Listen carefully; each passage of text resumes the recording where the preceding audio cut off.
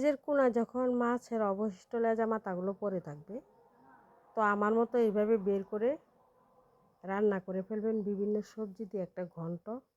এত মজা হয় এই ঘন্টটা, মানে এত মজা, একবারে কচি থেকে বুড়ো সকলেই চেটেপুটে খাবে আর বারবার খুঁজবে, এতটাই মজা। তো এখানে আমি বিভিন্ন সবজি নিয়েছি।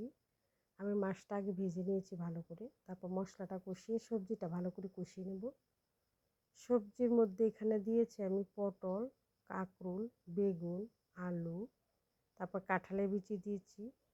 আপনি চাইলে আরও বিভিন্ন সবজি অ্যাড করতে পারেন, কোনো সমস্যা নেই। মানে যত সবজি আছে আমার ঘরে যেগুলো ছিল আমি ওইগুলোই দিয়ে দিয়েছি।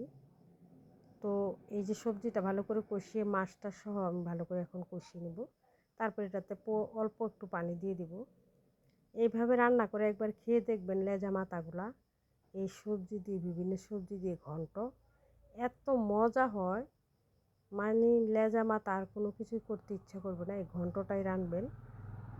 তো এই যে হয়ে আসছে আমার তরকারি, এখানে বেশি করে কাঁচা লঙ্কা ফাটিয়ে দিয়ে দিয়েছি, আর সবশেষে দিয়ে দিয়েছি 4টা আমের টুকরো।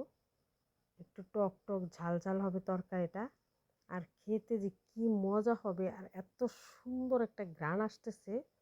তো এই যে আমার তরকারি রান্না শেষ, এখন গরম গরম ভাত দিয়ে এটাকে খাবো আমরা।